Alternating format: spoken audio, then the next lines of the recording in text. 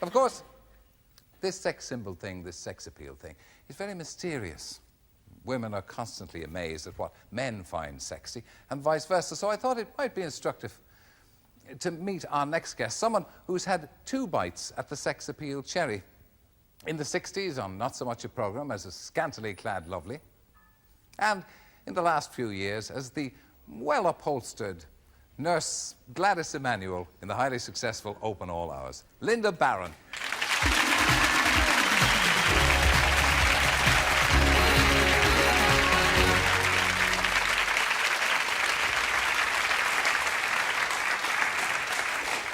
Well, Lynda, millions have been watching Open All Hours throughout.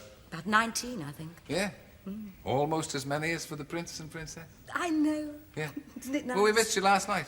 I It's know, all finished. never mind. You had Nora Batty. That's true. He's not quite the same. This nurse Gladys Emanuel, she's a big girl. How do you get yourself up to that size? Because you're not. No. You're not I tried to stand up and show my bum. No, please. That's how big I am. She's not very big, because is she? People keep quite asking... spare. People keep saying what? Am I ill? Have I been on a diet? Have I got anorexia rather late in life? But no, it's BBC padding. They can make anybody look dreadful. A likely story. Come on. It is, honestly. You don't put on weight just for the part? No. I did the first year, then I couldn't get it off, so it stayed there. No, the BBC made me a body. So where they pad you in all the most likely places? Yes, down to the elbows, to the knees. So when David Jason puts his head on your chest like that... It's very boring. Very manly. Yes, it's, Gladys hangs in a wardrobe at the BBC for 18 months at a time, then we get her out and do a new series. And reupholster yourself? Yes. And of course, you're bigger than Arkwright himself, aren't you? You're bigger than Ronnie Barker. Yes, my bum is. Yes, I excuse me, did I say bum? Yes, I did. I wore his overcoat in the last series, and I couldn't get it on. And to see the pair of us try and get into a Morris Minor is really quite interesting, because there's not quite enough room for the 2 of us. And you say that people have problems when they see you in the street. They're expecting you to be bigger. Yes, huge. And has Gladys got a lot of male admirers? Do you get a lot of fan mail? Oh, yes, plenty of that. I actually believed a lot of the advertising that people do that slim and svelte models are the only people who pull men. Rubbish. There's millions of big ladies out there married to fellas who think they're wonderful. You know. That's very heartening, isn't it? Yes. Not that there's anybody overweight in the audience. I can feel them heartened by what you've said. No, I mean, there must be, because most women are not coat hanger type ladies. They're big, biggish, here and there, mostly there. And men quite like it, otherwise they'd only marry thin men, and no fat ladies would ever get married. It's true, but you don't think it's anything to do with the uniform, do you? Possibly. I think black stockings with any uniform at all is exciting to almost all the male population.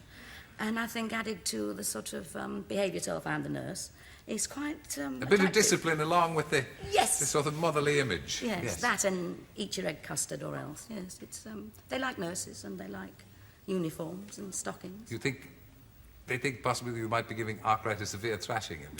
No, not that sort of discipline. No, comfort. I mean, you're safe with a nurse, aren't you? What can happen? You know, if you have a heart attack, she'll give you the kiss of life, you know. Well, I've heard some funny stories about nurses from time to time, but I mean... Oh, I see. What kind of funny stories? Well, obviously not the same stories that the audience would have heard, because... Yeah. I actually quite liked being a nurse for a while. It gives you a sort of feeling of power. Because when we first started to film the series and we were in the street where it's filmed, people would come up and say, "Oh, hello, hasn't she had her baby yet?" And I'd say, "No, it'll appear when I'm ready," and things, because they didn't know who I was then. You know.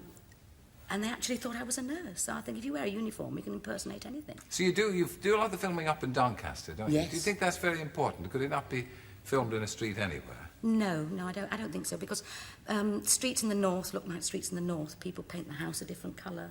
They have different flowers in the window, different ornaments, you know, and they have different dogs out there. People dress differently. They work at different hours of the day.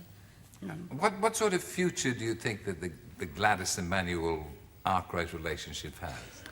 Well, I've got a plot afoot, actually.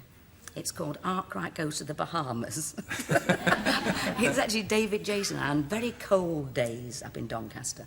We say, why do we have to film in Doncaster? Why can't we go to Crete or somewhere lovely?